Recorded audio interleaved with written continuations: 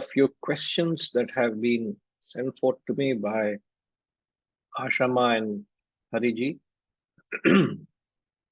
Firstly, the question from Ashama is, I think, from the earlier satsang. The question was based on the concept of how you have a sense of acceptance vis-a-vis you entertain a sense of or engender a sense of animosity. So the question is it okay to just tolerate others even though I may not feel any oneness with everyone? I could spend hours amongst our parivar members, even in silence, not necessarily chatting or discussing with anybody. But I cannot mingle more than 15 minutes with a group of people who every evening meet outside their homes in our lane, or anyone in my building, because I have nothing in common with them other than being just a neighborhood. So the gist of the question is it all right to just tolerate? I would suggest you withdraw. Why do you have to tolerate? Because there's nothing in common, isn't it? As you say, they have their own areas of interest which doesn't interest you, which doesn't matter to you. But there is nothing common there. So if you have to be amidst them, then you're in it and yet out of it, in the sense you have no interest in it, but you are there because you're obliged, because you are in the neighborhood or in the locality or in your community. Other than that, there is no interest, and nor is there a need to slight at them, or is there a need to belittle them? Is there a need to unsettle them?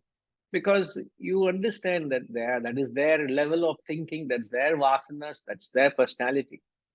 So I suppose you are in the right frame of mind, that you don't you don't look down on them, but there's nothing that you can relate to them. But that doesn't mean you have to hate them.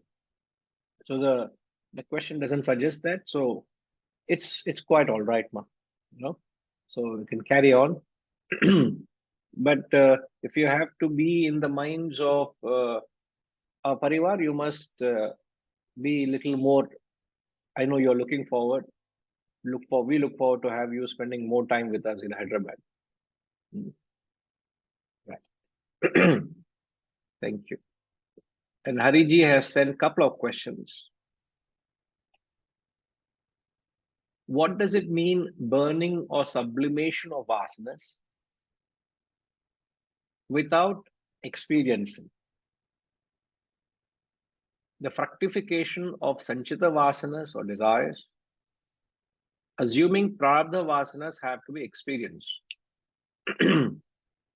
So I suppose what Hariji is asking is, what do you mean by sublimation of vasanas without experiencing? Because what we have said is the prarabdha vasanas, one of the definition of prarabdha vasanas, these are the vasanas that one has to experience it. So there is this concern, how would these prarabdha vasanas, which has to be experienced, different to sublimation of vasanas without experiencing? Am I right, sir? Have I understood you correctly?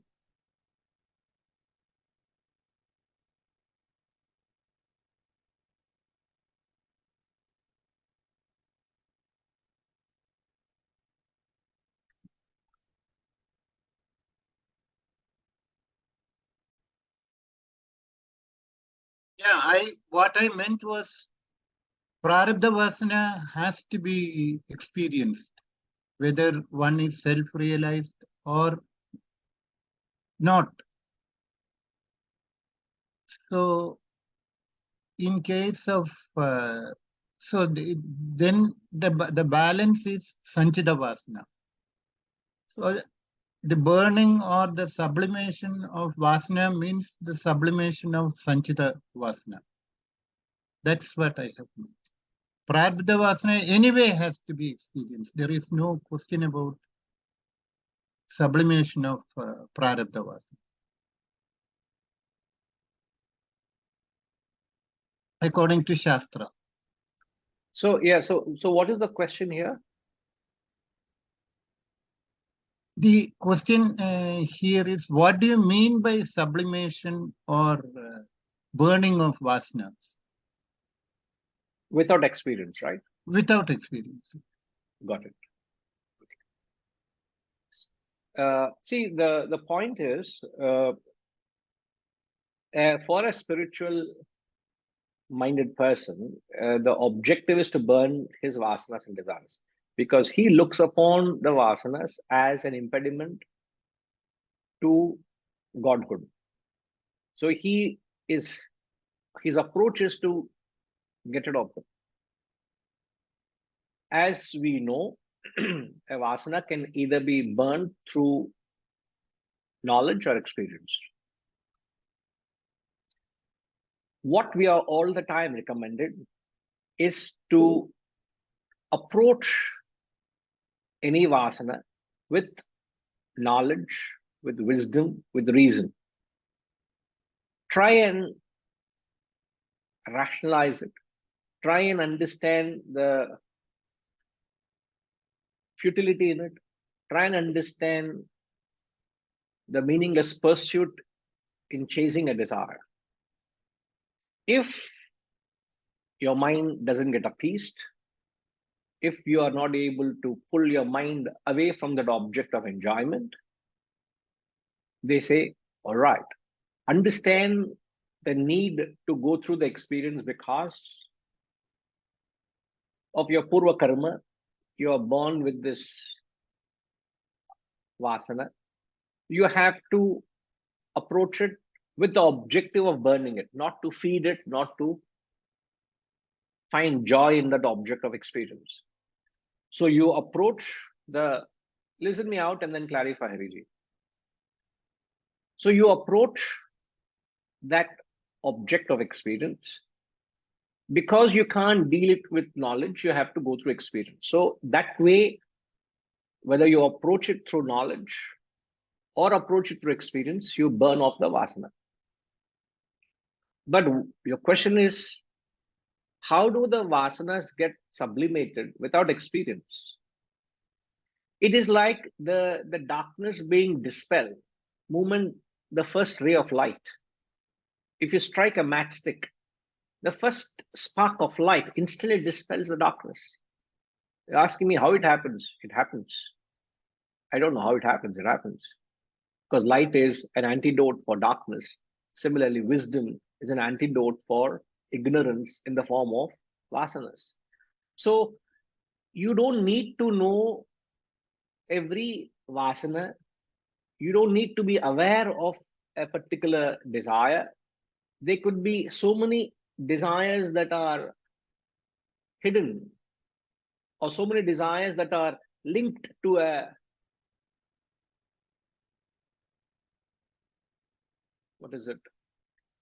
primary desire.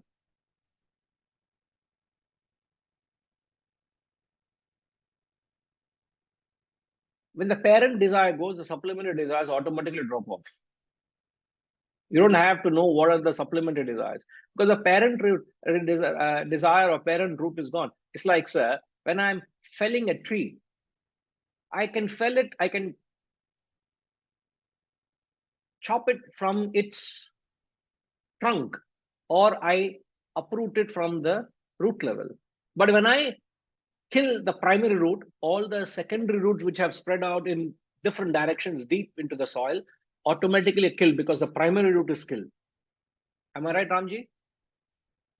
Agriculture expert. Otherwise, I am in my alien territory. Once the primary root is killed, the secondary and the subsidiary roots which are coming out of the primary root automatically die.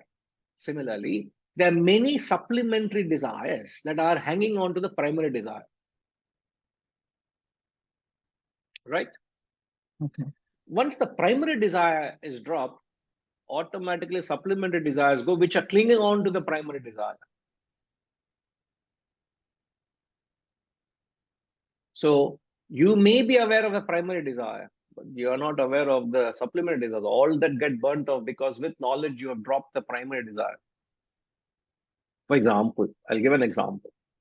If I have a desire, if a person has a desire to lead a life of a grihastha, he wants to lead a life of a grihastha. So he entertains a desire to have a family. That is his desire. But along with that desire to live a life of a grihastha, so many other add-on desires come which he may not have envisioned, which he may not have conceived.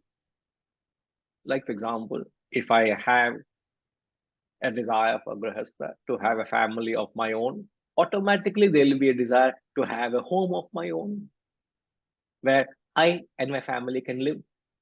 If I have to have a home of my own, obviously the home would need refrigerator, fridge, or both same, no? Refrigerator, fridge. Okay. You need to have a fridge, you need to have a mixie, you need to have that, you need to have a cot, you need to have sofa, you need to have a television, you need to have internet, you have to have this.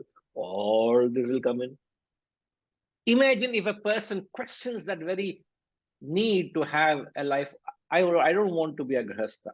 I don't want to get into this necessity. I don't need it, or I find the futility of it, and he gets rid of the desire. Then what happens? Automatically, a desire to have a home, desire to have a fridge, desire to have a stove, desire to have this and that, automatically all drop off. He may invariably have one, not too many homes he may have, but he has no desire to possess them. He has no desire to build a home. All those subsidiary desires which are clinging on to the primary desire. It's like saying, I only want to have a home. But when you want to have a home, obviously you have to have all the things in the house, isn't it? These are all assumed. These are all supplementary desires that keep clinging on to. Only when you get into it, oh my God, look at the amount of samsara I've got into. Then you start questioning, yo, what did I get into? You are not mindful. But the moment that drops, automatically all the other desires are clinging on to go. This is how the wisdom or the light of wisdom burns off the ignorance or the darkness of the unknown desires and vasanas latent within you, which you don't have to bring them to surface, be aware of it and deal with it. The knowledge automatically burns them off. You get it? Okay. Now, I'll take another example, sir. I'm not trying to impress anybody here because I need to be true to myself. It's been close to over 1.5 years. There was this thought that they should get me on a lecture tour to US. So we have applied through people helping to right from filling up the form, what to keep supervising the appointment. Setuji's son, in fact, thankful to Anand for his efforts. For 1.5 years, that boy has been right from figuring out what visa to get me there, appointment, paperwork, following up, scheduling the appointments, getting me the appointment letter, getting the appointment, going for visa interview. Now we all have got 10 years, you can go into the country. Last week, we all got this visa. Now, the visa is to go to US to lecture. Now, including yesterday, Pushpama was asking me, Guruji, please tell me where all you want to go, what all you want to do. Setuji also has asked a couple of times, where all you want to go, what you want to do. I said, I have no idea. Not that I'm not heard of these cities, not that I'm not aware of these places, not that I don't have contacts, not that I don't know people, but I have no idea, no desire to visit this place, see that place, do here, lecture there. In fact, yesterday Pushpama was telling me that when she visited Malaysia, she got opportunity to see she was not there for the lecture, but she got opportunity to see a very beautiful facility. Sinaji, I took Pushpama there, just showed her the Vivekananda Ashram. You know, Reddy Garu and Pushpama, they got to see they were not there for the lecture tour, but they could see the 100-year-old buildings in Malaysia, right in the heart of the city. It is now a heritage site. In that place where I used to take lectures many years ago, we had the lectures there. And Pushpama was saying, I was so impressed of the place. It will be so nice, Vinayji, if you go and lecture in the Vivekananda Hall in Chicago. I am not having any desire to go to Chicago and lecture in the Vivekananda Hall there. She is planting thoughts into my head. Pushpama, please don't do those things. You are planting thoughts into my head. You do this, you do that. You should have international license. If somebody can't do that, you should be able to go anywhere you want.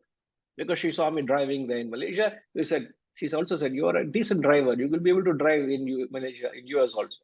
Now, all these plans she's having. Now, in my head, to be frank with you, I said, I don't want it. I have dropped it. I never had a thought for it. I don't want to do it, but I may end up going rest of my life because I have an obligation to spread this wisdom. If I wanted to go, I had umpty number of opportunities to travel, umpty number of opportunities. I have never abused it. I have never used it. I would have done it if I had the vasana in me. Now, my primary objective there is no desire to travel in me. If that desire, I am not chasing the desire, but if there's an opportunity, if I'm obligated, I would travel. As I said, I know as the word spreads, as demand increases, as you're wanted, I may need to travel. But in me, the desire for travel is not there. I'm not traveling for the sake of tourism. I would not. So when one desire drops, automatically all the other desires. So I have no desire to see a place. I have no desire to do that. So what happens? Automatically all other subsidiary desires drop off. I'm just being very upright. And yet, whatever effort needs to be put in to go there, to get there, would be done. Whatever help needs to be sought, whoever can be of any help in the yajna to serve the cause may happen. But in me, there is no desire to go there. Yet I will go the rest of my life. There is perhaps a dichotomy in what I'm saying. I'm not trying to impress any one of you, nor am I trying to fool myself. I'm trying to say how when you have no vasana, automatically there is no desire. Oh yeah, I should see that statue of what? I have seen statue of equality. I saw statue of unity. Now I must see statue of liberty also. All my three desires are fulfilled. I will be closer to moksha. What nonsense. Huh? Statue of equality, statue of unity are in Hyderabad, in Ahmedabad. Now I must see that bath also. What's New York?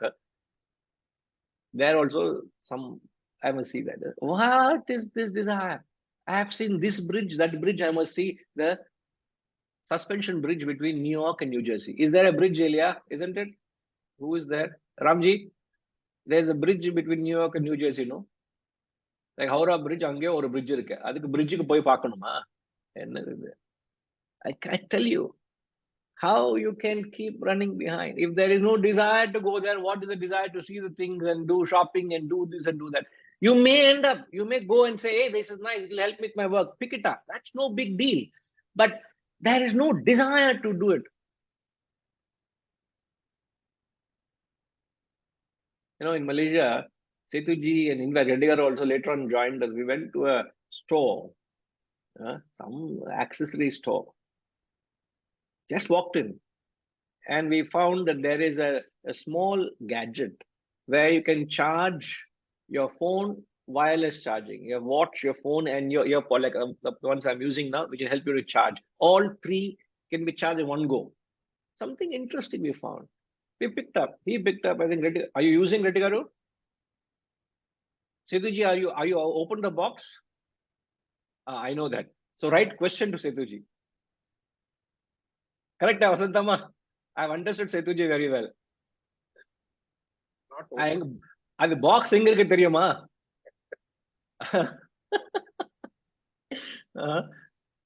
See, when we went to that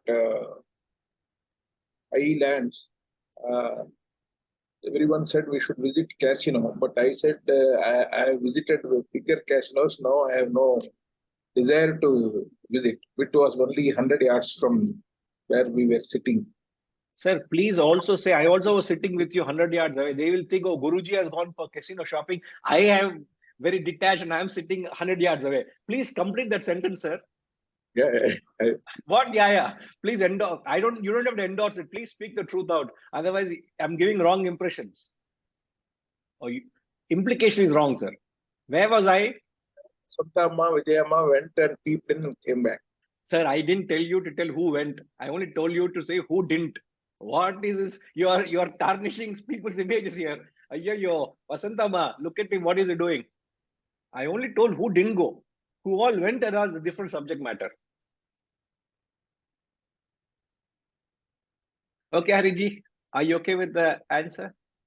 How the wisdom burns off the subsidiary vasanas, or even the primary vasanas, or which are many vasanas which are there, you may not even know about it. They get burnt away. But in the process of our exhaustion of vasanas, sir, we never bring in, please remember, strictly we must keep this in mind, we never bring in the concept of prarabdha vasanas, because it unnecessarily confuses a sadhak. From a sadhak's perspective, when we talk about burning a vasana or desire, use reason first. If not, carefully go through experience to get rid of it. Because prarabdha vasanas are only brought in, remember this, prarabdha vasanas are only brought in to explain the life of a man of realization after realization until they attain samadhi. If you say a person has attained realization, why is he still alive? Doesn't he not need a vasana to living a life? Only to explain the life post-realization until attains physical samadhi. To explain that life, prarabdha vasanas is brought in. But if you inject the concept of prarabdha vasanas, you say, oh, they anyway will be exhausted through experience. How do I tackle with the sanchita vasanas? Unnecessarily complicating our process of burning the vasanas. Let's not interfere that concept, or let the concept of prarabdha vasanas not come into the picture. All what you need to do when your mind entertains any thought or any funny thought, arrest it first. Arrest it and see how long can your mind be away with the thought. It can't be, because the vasana is there. The thoughts keeps coming up. When the thoughts keep coming up, keep checkmating the thought and say, hey, come on, don't distract me. Don't disturb me. Push it aside. It'll keep coming up. How long can you withhold from the thought? A point of time frustration comes in and says, hey, come on, go and experience it, man. Then you go carefully into the experience, only to experience it, to get rid of it. That's all you need to do. That's all we need to do. No need to take the concept of prarabdha vasanas. All right, sir? So, which eventually means my second part of the question is answered. It means, and it is self-realization is not a precondition for burning the vasana. Even an ordinary man like me, I can burn my vasanas. What do you mean self-realization? A precursor means what? Precondition. That what is only precondition? To burn the vasana without experience, it is not necessary that one must be a self-realized person. Not at all. Yeah. No. Okay. Yeah. Okay. That was my doubt, whether an ordinary person like me also can get my vasanas burnt by knowledge. Sir, yeah. Everybody. Okay. In fact, a person burns his vasanas, then reaches realization, no? Yeah. So how you do it is up to you. There is a root of knowledge and experience. Okay. A wise man would use knowledge and burn it much faster than experience. Okay. Otherwise, imagine every desire you have to experience it and uproot it. Oh my God. It is impossible in the Janma Mudiyada. This Janma is not sufficient to fulfill all the vasanas you have. Okay. So at some point, you will have to uproot it through wisdom. Okay. Okay. All right. Right. That way. Thank you.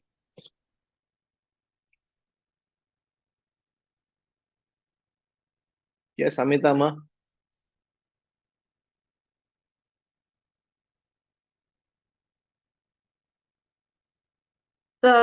My question has been answered. Thank you. No problem. Thank you. Right.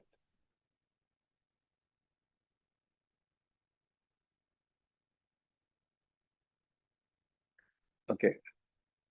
Samyama posted a question in privacy. I will read out.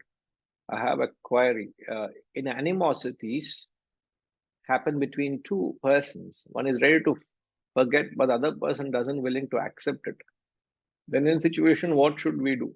Other person is very highly egoistic, who cannot come down from that. See, it is important that when you say one is ready to forget or forgive, so to that extent, your attitude should not disturb you. If another person is egoistically holding on to the past memories or egoistically conducting in a particular way, it is for that person to deal with their ego and the consequences that ego does. See, anytime you have an egoistic relationship with the world, it only unsettles you. So when you don't have any egoistic comparison or egoistic transaction with the world, to that extent you are free. So you remain in your peace. If somebody wants to destroy their peace, so be it. That is their choice. You can't do much with it. But you should not compromise on losing your peace. And your peace is lost if you get into an egoistic battle with that person. So the principle is you have to liquidate your ego to as much as possible, which is difficult, especially when you are being intimidated, when you are being challenged. To lie low and say no point in getting into an ego battle is not easy, but that's what is required. Otherwise, get into a battle and face the deal with the wounds. Any battle will have wounds, no? They'll have scars. So the problem we have to deal with is mental scars or mental wounds. So don't get into a battle. All right. Any more questions, Gayatrima? No more good questions, Guruji. Right. Sinaji, looks like the question has subsided, huh? Subsided? Last week you were asking something. I said, come prepared. Not me. What, not me? Look into the recording. You explained your question. I told you don't explain a question, give me a question. Then you say, I'll think about it. Now the question and questionnaire both are quiet. That's what I'm asking. The question disappeared. The vasana was burned. Abba. What a expedited lane state you are in. Very fast lane you are. Like in immigration, there's called a fast lane, they call it. You pass through fast. So you're a different track you are. I wish you the best, sir. When you reach the high state, don't forget us. Take us along with you. Never. Yes, sir. Right. So coming to the second mantra, can you just share the second mantra, ma, please?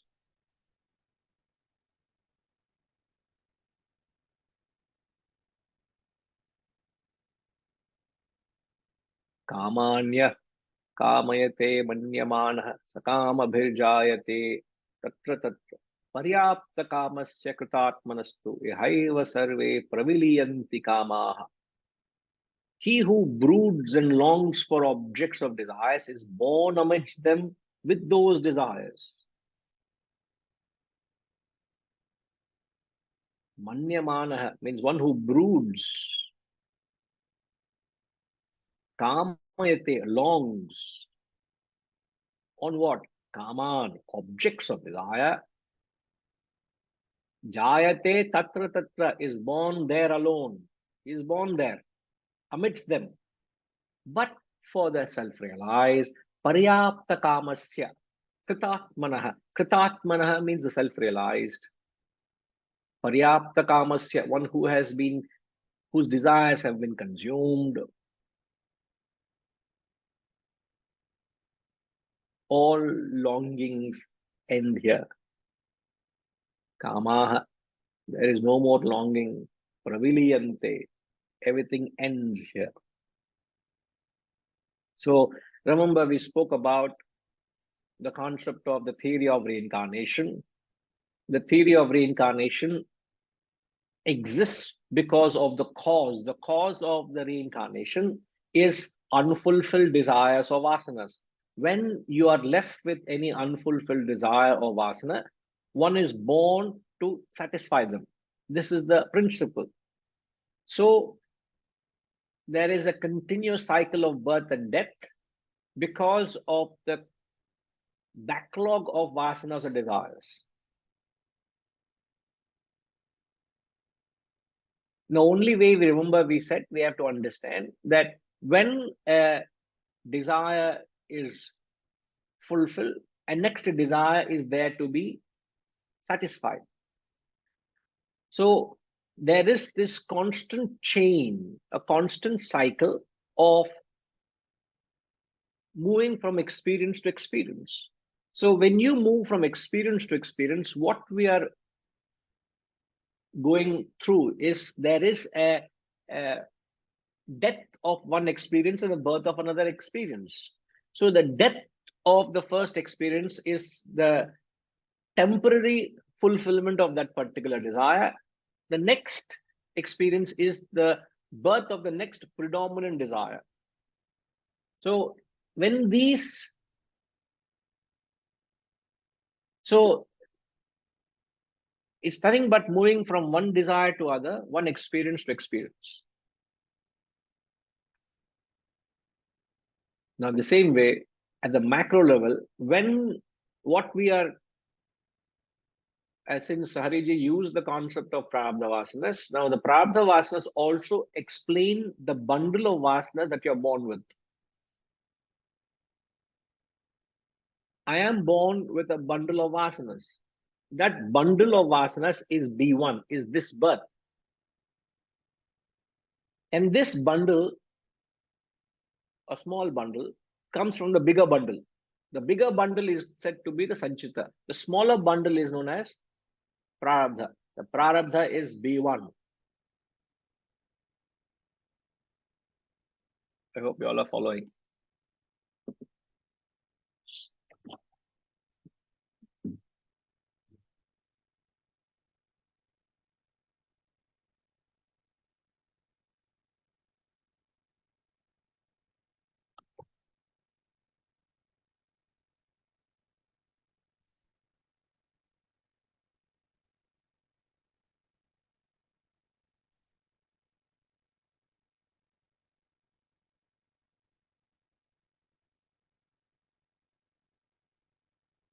Sanchita vasanas are the total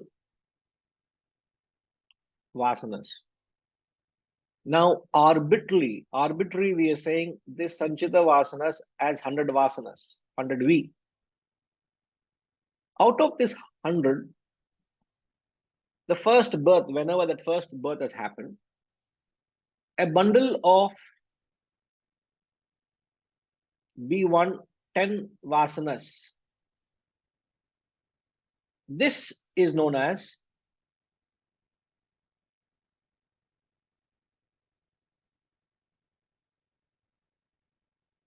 prarabdha vasanas. As we learn, this 10 vasanas are guaranteed exhaustion by experience. So you will have to experience it. So don't worry of them. They will automatically be exhausted and you will burn them away. Through the course of your life, unknowingly, you are experiencing it and you have no choice but to experience and exhaust. An interesting thing is, when this 10 vasanas are exhausted, that is when you die. So death is caused by the exhaustion of this prarabdha vasanas. One doesn't die because of age or disease or accident or murder or suicide. One dies because of the vasanas have exhausted. Now, along with this prarabdha vasanas, what a human being has got?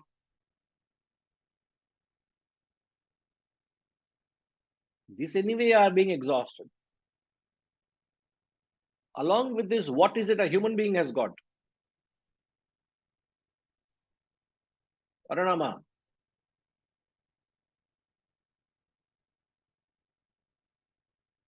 You have new experiences and new vasanas are being added on. I have not gone to that.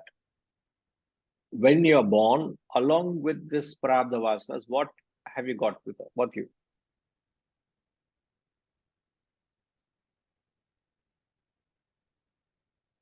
You in a way answered one half of the question. Other half you have not answered. The knowledge? No. No. Now I ask you, at B1, when you're born, what is the Sanchita? You have 100 vasanas. No. At Total B1, vasana. Huh? total vasana is S is 100. Yes. Yes, Guruji. B1 is 10 you're born with. So what is Sanchita? That means the S remaining is, one. 90 is 90. 90 vasanas, right? Yeah. Now, along with this, so this is the status at B1. But along with this, what else have you got?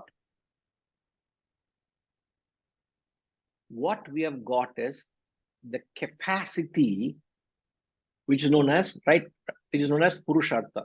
Purushartha. Okay. So B1 plus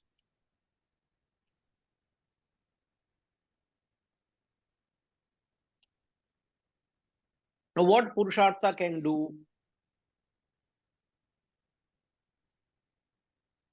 Purushartha is only with reference to Sanchita. If Purushartha doesn't apply, Purushartha is nothing but self-effort.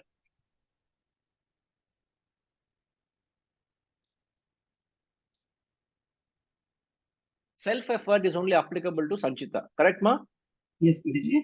Now with Sanchita, with your Purushartha, what you can do, you can make Sanchita to, Exhausted. you can make it Sanchita to 50, or you can make Sanchita to 200. Oh, you can, yeah. So you can either minus it or plus it. Now you're dealing with 90V. Yeah? So 90V, you can make it 50 or 200. So if you make it 50, you're spiritually evolving. You make it 200, you're spiritually devolving. Correct? Yes, Guruji. All clear so far? Yes, Guruji. Perfect.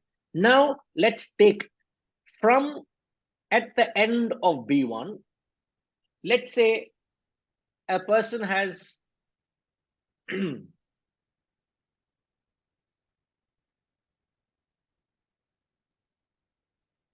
Sanchita is 200 at end of B1. Okay. Now comes B2. Now B2 is born with 20 vasanas.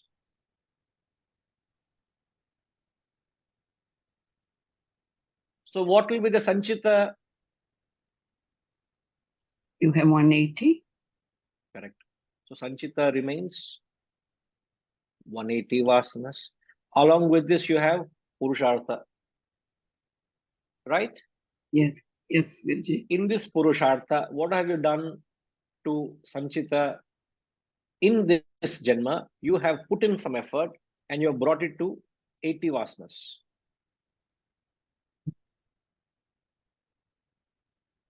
So from this comes B3, where you're born with 20 vasanas, where Sanchita will be 60 plus Purushartha.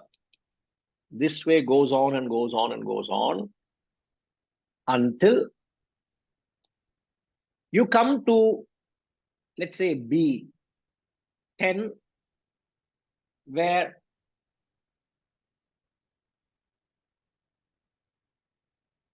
okay, let's put it this way.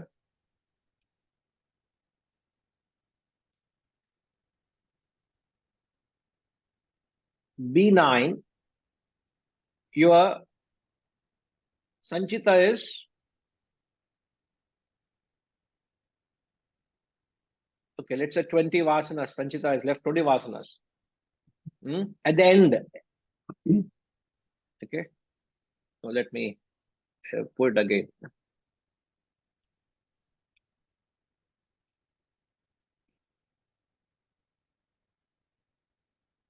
At end of B9, you have 20 Sanchita vasanas. So when there is B10, you're born with all 20 vasanas.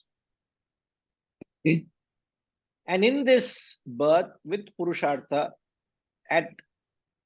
okay, now this 20 vasanas, now I'm adding another quality here. This 20 vasanas, this is, okay, no, let me put it. Okay, there are Yes, 20, yes, Guruji. no, 1 minute. So you're born with 10 vasanas. Huh? Let's redo it here. Let's do the calculation. You're born with 10 vasanas. Okay. Okay. Out of 20, you're born with 10. So and this 10 vasanas have given you a lifespan of 50 years. Or put 60 years, huh? You're with me? I hope Yes, you all are Guruji. with me. No confusion, huh? At B9, you have 20 Sanchita vasanas. You're born with 10 vasanas, B10 plus Purushartha. But these 10 vasanas will anyway be experienced, huh? No problem, they'll experience. That experience lifespan is given 60 years. But with Purushartha, at 30 years of age, one has burned off balance 10 vasanas, which is Sanchita. Right? Yes, Guruji. So from 31 to 60 is life of a man of self-realization.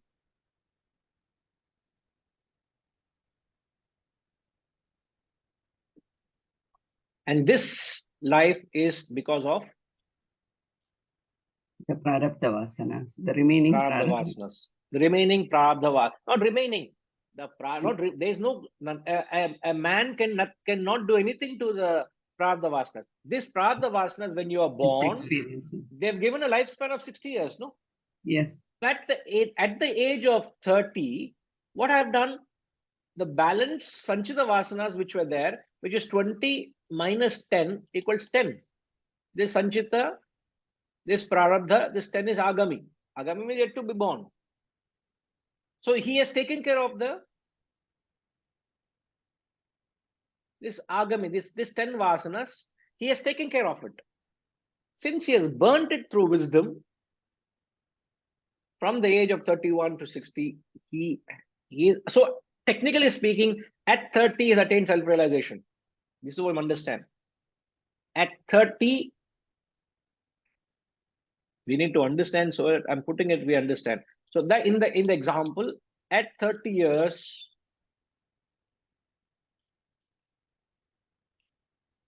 attained self-realization. At 60 years, attain samadhi, which is He's exhausted as prarabdha vasanas. correct, which is his physical death.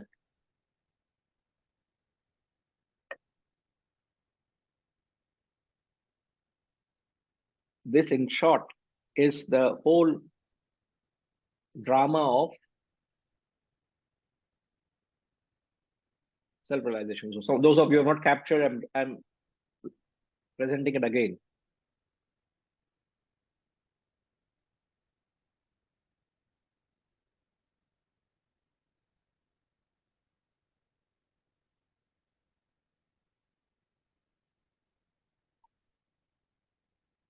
So it is all nothing but a play of vasanas. Whole thing is vasanas. And the problem is we don't look at these desires and vasanas seriously. If you take it seriously, you can deal with it. Unnecessarily, licentiously, we keep entertaining them, not knowing what consequences it creates. Okay, Arunama? Yes, Guruji, thank you. Thank you so much, Guruji. SR, all okay?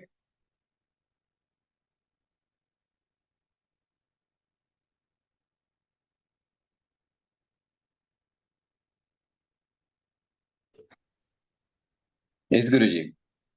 Hmm? Equation All is okay, little sir? complex, but we need to follow that.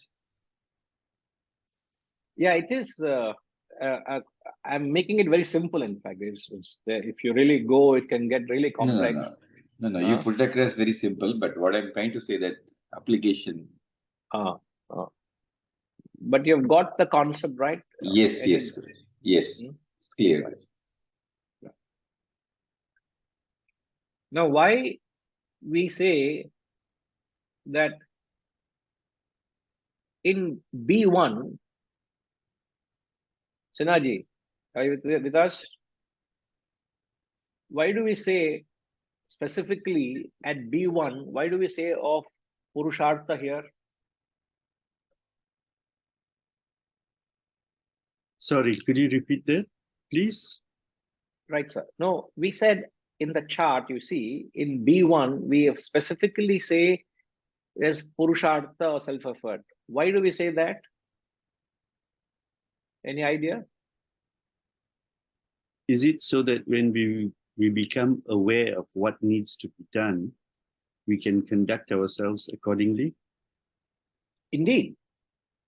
But why are we highlighting it? Is it not taken for granted? Is it not understood?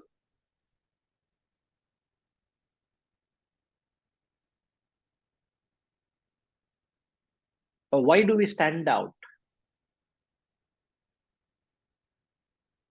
I'm intentionally phrasing in a way where the question stands. Otherwise, I may answer myself. I think that being blissfully ignorant is when we don't put in the self-effort, and so this has to be highlighted. No, I'm fair. It's rather perhaps very difficult to read my mind. I'm with you on that. All right. Ramji?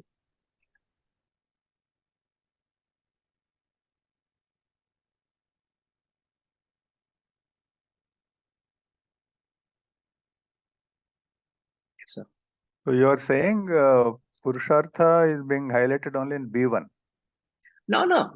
Every stage, even if everywhere you notice you are highlighting, no? So like basically, even B2, if you see here, there is. I know everywhere you have written P. Yeah. So it is a self-effort which will help you to either increase or reduce this Sanchita Vasanas. Correct. Right? So, Correct. which actually means that it is in your hands to actually go upwards or downwards. Right? Yes. So, Yes. I think that is the essential part, because what has come in B1 10V is not in your hands. That anyway you will exhaust through experience.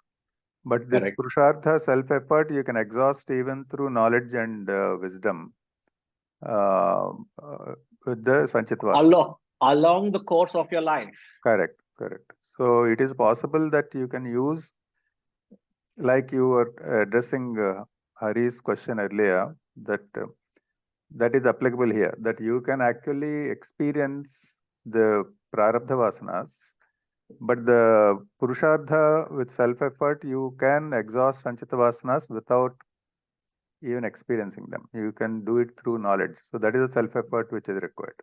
Yes. Correct, sir. But you know, the reason that there's a pun in the word or pun in the concept of Purushartha is no animal can. The difference between a human and animal is an animal has no Purushartha. They only exhaust their Prarabdha Vasanas. If a carnivore is born as a carnivore, it remains as a carnivore and it exhausts its vasanas as a carnivore, and it has no choice to tap other sanchita. What is the difference between our embodiment and embodiment of an animal? Everything is same. So the intellect is used here. Yeah. Yes, the intellect functions through Purushartha. That is the only difference. Correct. Yeah. So with that Purushartha, we can make so much difference. So if we put an extraordinary effort at B1 itself, we can realize the self. But problem is we are putting effort in a wrong manner. In fact, even to increase from 90 to 200, 90S at B1 has become 200 at the end of B1. Even that you need to put an effort. Increase or decrease both needs the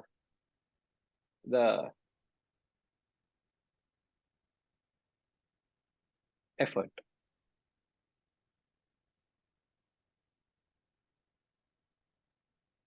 Amitama, what are you suggesting?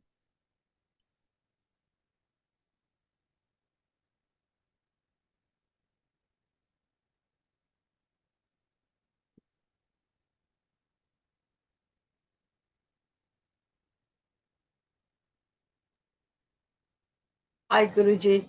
Yeah, so I'm saying from this, yeah, we can actually plan the whole journey, and we can spend as little time as possible here, then the 60 years, and do everything that is necessary in terms of exhausting all the vasanas that keep us here, right? So like you said, it's not the disease that takes you, it is whether your vasanas have actually been exhausted or not. So indeed, we are in charge of the time, of the duration and the quality of time that we're going to spend here. That was, you know, my takeaway from this. I'm sorry, I'm lost now. Perhaps I was not following the chain. Can you come again? So with this formula that we've just heard from you on how we can actually manage and exhaust the vasanas using Purushartha, right? If we are conscious and conscientious in learning and in imbibing the wisdom in our life with the sole objective of exhausting our vasanas, right? We can indeed plan our exit to spend as little time here as possible, because we don't need to spend more than the necessary amount of time here. We know that the longer we spend here, it is also you know, we may recklessly be involved in new vasanas, right? So you said just now that it is not the disease that takes you, like whether it's cancer, accident, murders, or whatever. It is more the whether we have actually fulfill the exhaustion of our vasanas.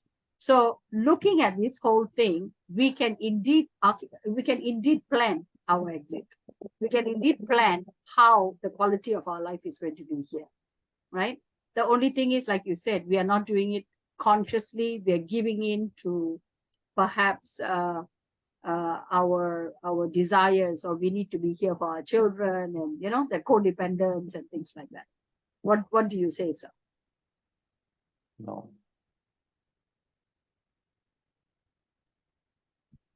Yes, Ramji, Chepandi.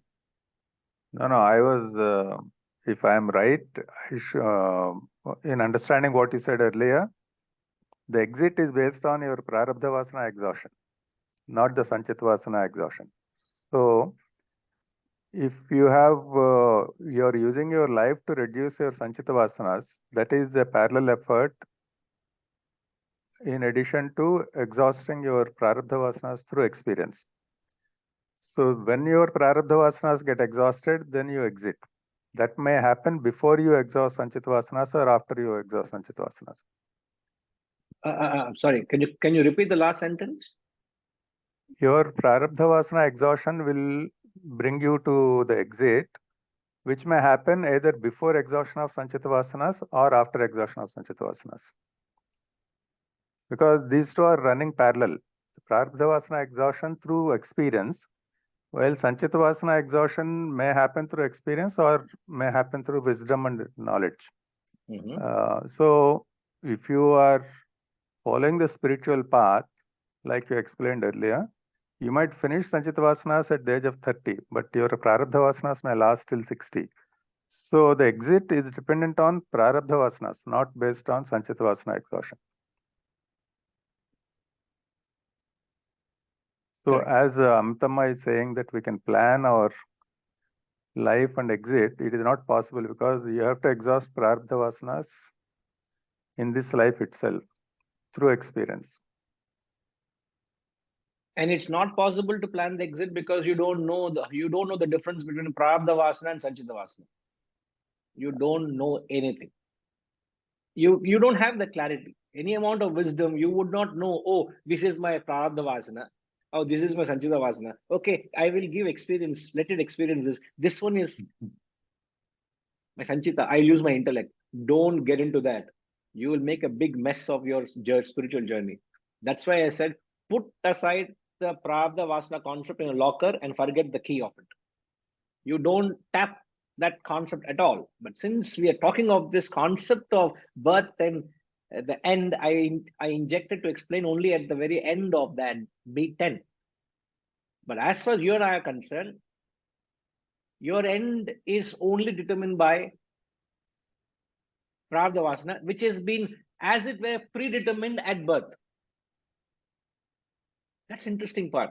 Your death is predetermined at birth, which nobody knows, including you. So if anybody says, I know when you're going to die, run away from that fellow. That fellow is trying to take you for a ride in areas of ignorance. That's all. Don't get into all those realms of ignorance.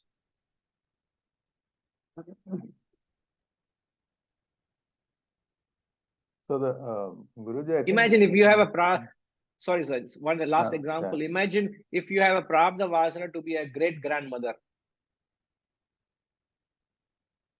You will live up to the ripe age of 95, where you will see your great grandchild. You will become a great grandmother, and then you die. It's not that you entertained a desire to see your great grandchild. It's not the vasana you created. You have that vasana, that's the reason in your life. Otherwise, one would have died long ago. So make good use of the opportunity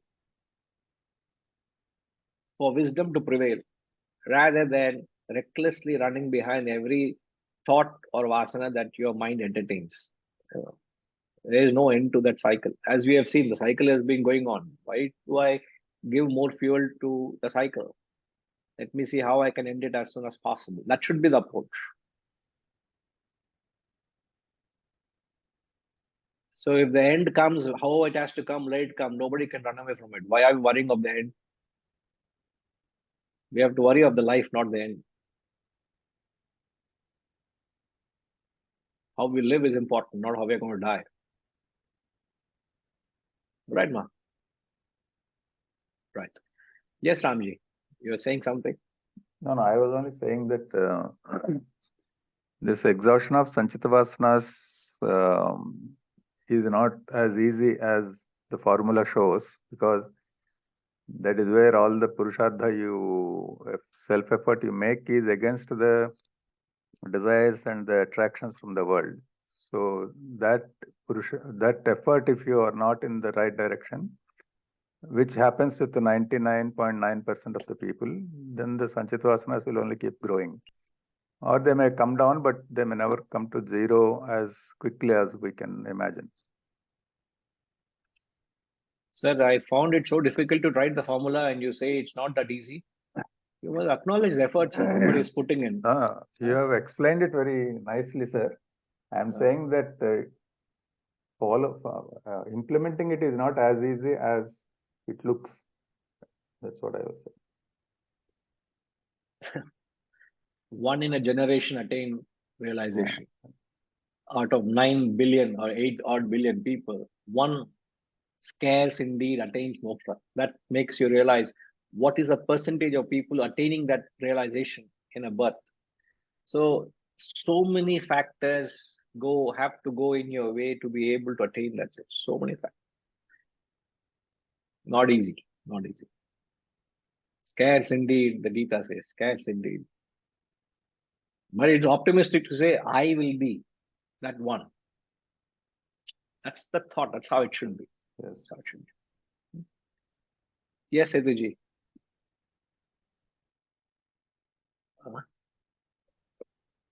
Guruji, it maybe looks very impossible, and maybe few only do self-realization. But we have to continue this path vigorously, because this keeps it at peace and happy. See, that is what now life, when we are in samsara, it is pain and suffering. So this keeps, so this should not dissuade people from thinking it is simply impossible, and there is no point in pursuing. Because it may look, but we find after coming into this platform, when desires are slowly coming down and all, we are more at peace and happy, or sort of bliss we also get it. So which is in samsara, although it looks very glamorous and attractive, it is ultimately it leads to pain and suffering. No, there is no denial of the sadhana.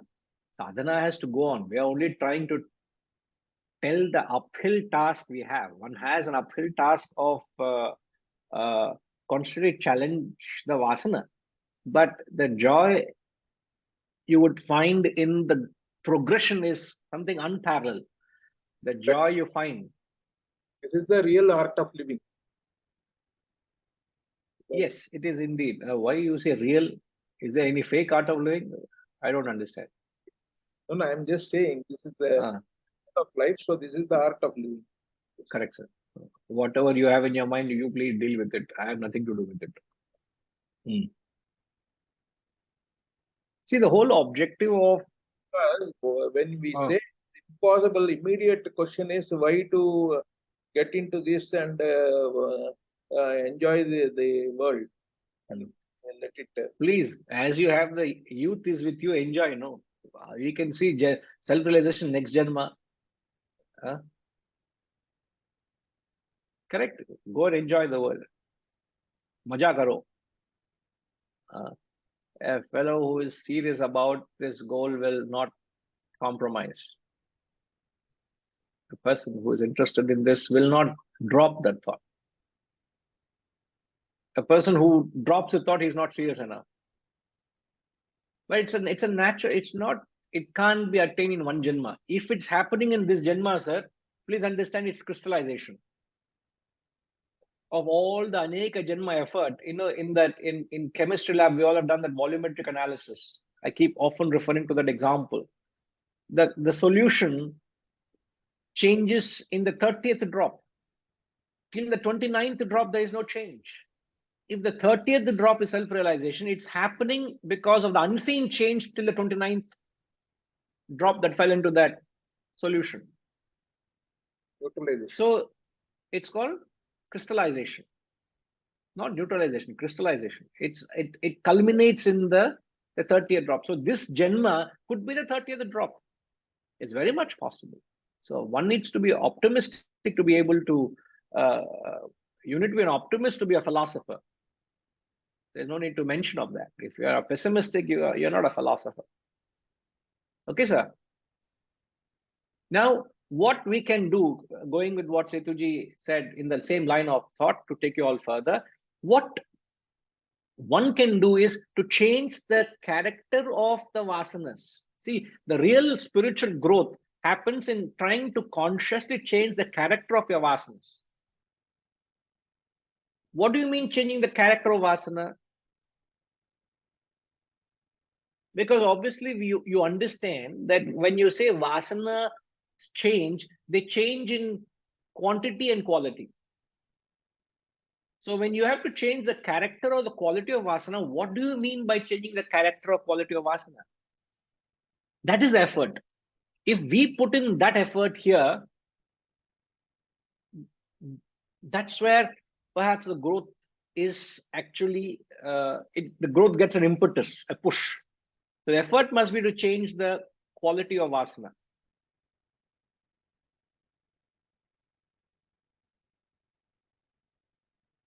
So what do we mean by the quality?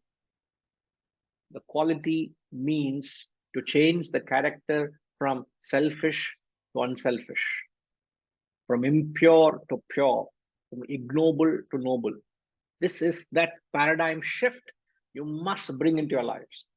And that shift to make your vasanas unselfish, your actions unselfish. See, vasana only takes you to the field of activity. What changes the character of your vasana, Gayatri Ma?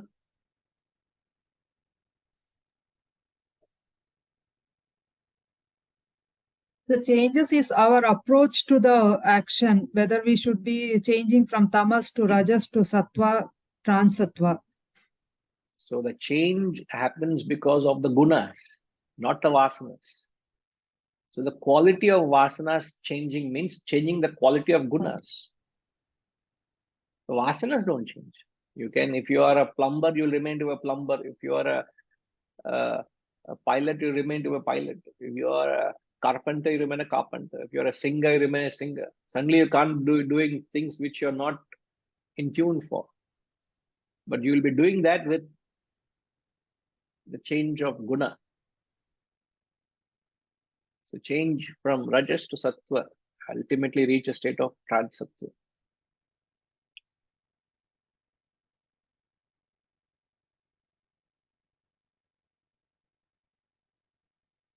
So once the desires gets consumed, so the consummation of desires leads you to self-realization. When you consume the desires, then you realize. Paryapta kamasya. All desires are vanished, exhausted. You realize the self. Now, there's a famous reference in the 6th chapter, but I don't think I have the time, nor I would want to get into it at this point, because again, it will just complicate the whole understanding. I would want to leave it at this,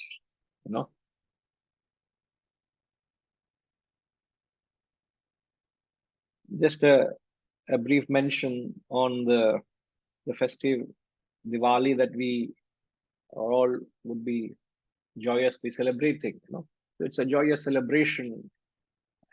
What's the symbolism behind Diwali or Deepavali, as you call it? Any idea? What's the symbolism, or what's the reason?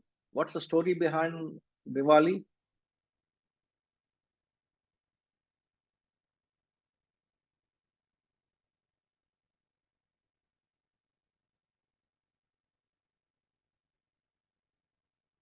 Vasantama, please tell a story, ma.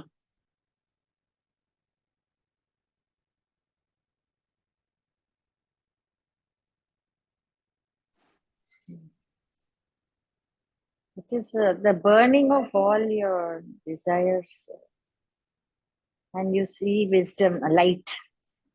In The story enna? story, Narakasura story. Who is Narakasura? The Asura in us. So the Asura in us has to be killed. So the story goes that Lord Narakasura was the demon who was a menace to the earth and heaven. Everybody were fearful of this fellow. And this fellow goes and kidnaps the 16,000 daughters of the gods. And he puts him in his harem, his Narakasura. And Lord Indra, who is the king of the gods, rushes to Lord Krishna and says, please help us by, this fellow has kidnapped all our daughters. Please help us. So story goes, the Lord Krishna goes and has a battle with this Asura and then ultimately kills the Asura. And upon them, Asura being killed, all the 16,000 girls, the ladies, they all were so impressed with the Lord and they said, please marry us. And the story goes, the Lord Krishna marries 16,000 women. That's where there's the connection, So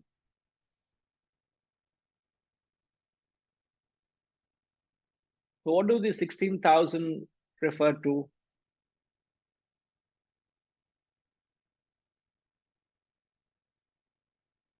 16,000 refers to a number which is the innumerable number of desires and vasana that you have. In the darkness of the night, when your ego is manifested,